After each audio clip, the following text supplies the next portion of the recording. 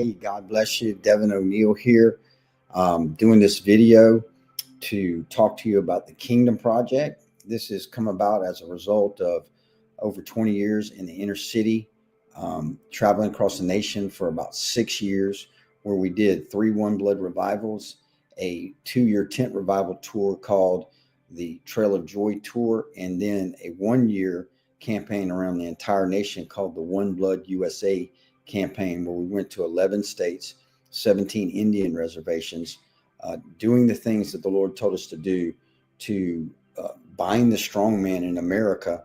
And as a result, God has released to us the keys to actually change our own city from the inside out.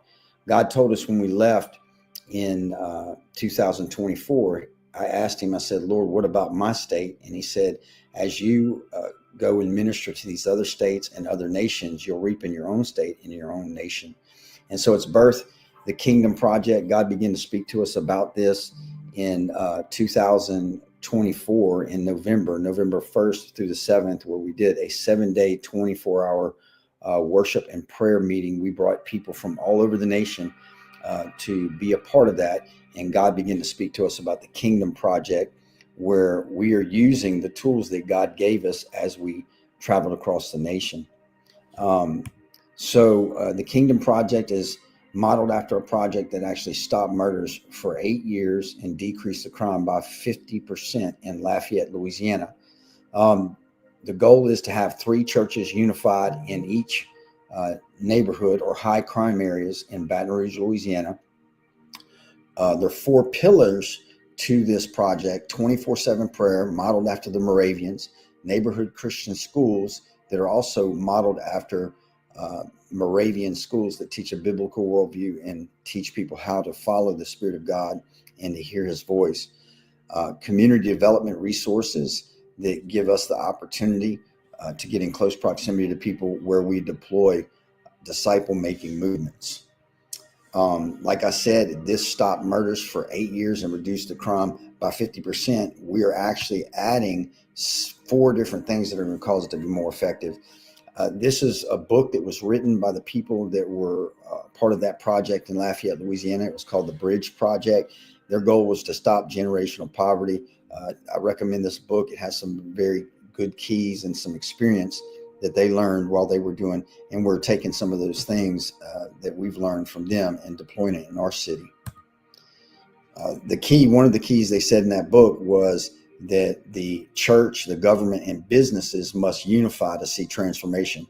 God told me when I went into the Zion City area over 20 years ago, he said, to be effective in the inner city, you'll have to unify the church, and to unify the church will be harder than going in the inner city.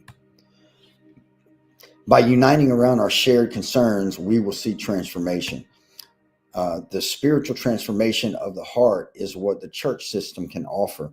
And it's important for us to learn what they did in the book of Acts. It says they came, that none of them claimed any of their possessions were their own, but they had everything in common. And because of that, as a result, there were no needy persons among them. Like I said, we've added 4 transformational pieces to this project. One of them is the 100-year 24/7 prayer campaign that resulted in the most effective missionary campaign in all of Christendom. The disciple-making movement that's currently being used in Iran, which was so effective it shut down 50,000 mosques.